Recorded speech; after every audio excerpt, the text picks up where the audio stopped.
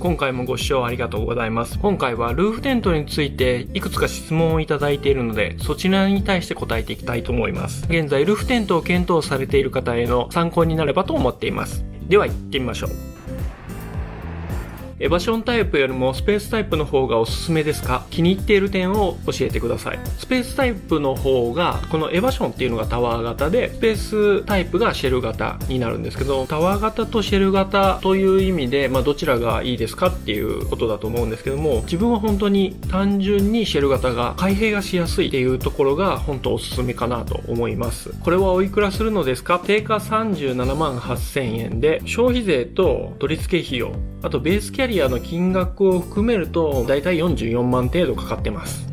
天井に人が乗って重さに耐えられるんでしょうか？耐えられるというふうに信じたい。車屋さんに聞いても、ルーフテントの販売員に聞いても、はっきりと耐えられると答えはいただけていません。なので自己責任ということだと思います。ポイントとしては、ベースキャリアと車の天井との接地面を多くすれば車へのダメージも抑えれると思っています。点で支えるより面で支えた方がいいっていう感じですかね。私はベースキャリア2本使用して設置していますが、中にはベースキャリア4本で設置されている方もおります。また使用するベースキャリアのメーカーによっても設置する面積の大きさが違いますので、対策はいろいろあるかと思います。ルーフテントが売っているショップってどこですか？概要欄の方に取扱店の一覧を貼っておきます。重そうですがボディは大丈夫ですか？ボディの重さは 55kg です。今のところは大丈夫です。ただこの先のことはわかんないですね。何かあればまた動画の方で連絡します。もう一つのタイプが良いな、三角と違いボックスタイプだと広々なのです。これはね、本当に個人の感想になるとは思うんですけれども、自分としてはタワー型よりもシェル型の方が広く感じると思います。や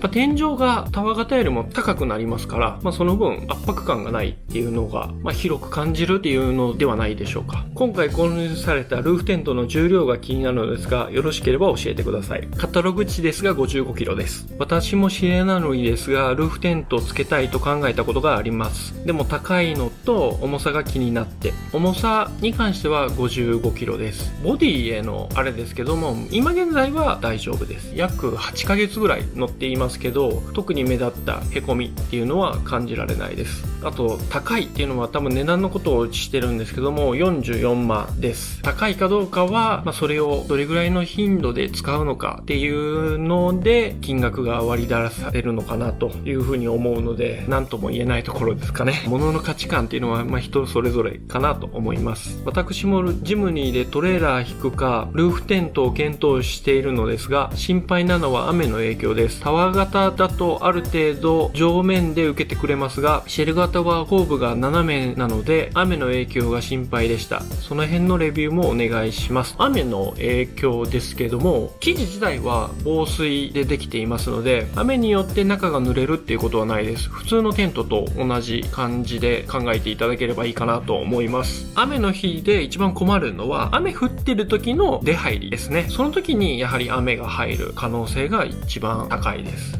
なので、その辺を工夫するといいのかなと思ってて、今自分がやってる工夫としては、雨の日のテント入った入り口の部分にタオルを引いたり、クッションが濡れないような、多少工夫をしています。結構大掛かりになってしまうんですけども、どっかキャンプ地とか行った時はタープを張ることも可能なので、こういうような感じでルーフテントを覆う感じでタープを張るっていうこともやることは可能ですね。こうすれば雨の心配、雨の影響っていうのは回避できるのではないかなと思っています。私もいろいろ見比べたのですが、展開時より収納時重視していたらシェル型に流されていきますね。付属ラダーについて深く考えていなかったです。そういえば持っていかれたら困りますね。テントと一緒にはしごをついていそうですが、リアもあるみたいだし、どうなさってるんですか？付属のはしごは家に置いてってます。携帯はしてないです。リアラダーから乗るようにしてますので、付属のラダーを使うんであればテント内にしまうことができるんですよね。使ってないからわからないんですけども、雨の日とかって多分困るんじゃないのかなと思って。濡れますからね、ラダーも。そういう時とか結構大変になるのかなという風な感じですね。